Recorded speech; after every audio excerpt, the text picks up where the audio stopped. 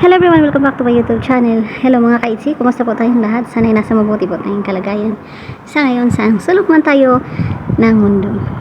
Ayan mga ka-itzy, ayan, nakikita po natin ang mga picture na nasa screen natin ngayon ay kuha po iyan sa part 27 ng upload ni Kalinga Prab na Itzy, kung saan masayang masaya ang dalawa.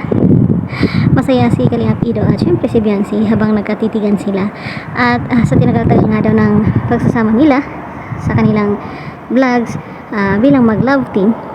Alam naman natin na hindi maitatago kay Kalingap Ido na talagang hindi lang pang love team ang kanyang nararamdaman para kay Biancy, kundi nasa puso na talaga niya na yun nga, mahal nga niya si Biancy. Syempre, si Biancy naman hindi naman natin maano kasi syempre bata pa siya at willing naman pong maghintay si Kalingap Ido.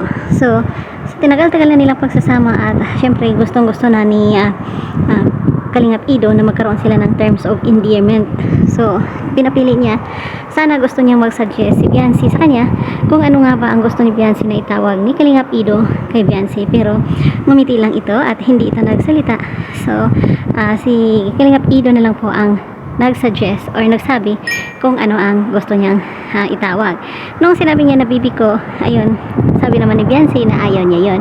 At syempre natawa nga si Kalingap Ido kasi sabi niya na yung bibi ko kasi yun kasi yung tawag ni Dr. Love kay Biancy, na si Dr. Love naman ang siyang naka-scout kay Biancy.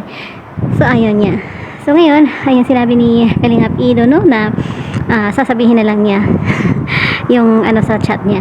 So sabi niya wifey. So yun talaga ang nasa isip ni Kalingap Ido na wifey at sinabi pa talaga niya na future wife. So it means meron talaga siyang buo talaga ang pag-aasa niya na si Biancy na nga itong babae na kanyang hinahanap. At syempre nasa kay Biancy naman kasi lahat na hinahanap ni Ido sa isang babae. So guys, antabayan na natin ang mga susunod pang mga tagpo sa buhay ni Biancy at saka ni Kalingap Ido. So sa ngayon, maraming salamat po sa lahat ng mga sumuporta at nanood ng aking mga videos and nag-subscribe na rin. So guys, makikiusap po ako. Again, pag-subscribe po ang aking channel at syempre huwag po natin kaligtaan suportahan si Kalingap Prab, Jackie, Kuya Bal Santos Matubang, Ate Edna, and Kalingap Ido syempre at sa lahat ng mga team Kalingap. Guys, please naman suportahan din natin si Kalingap Ido kasi si Kalingap Ido kasi is talagang dapat talaga nating suportahan. Nakikita naman natin ang mga ginagawa niya sa kanyang vlog.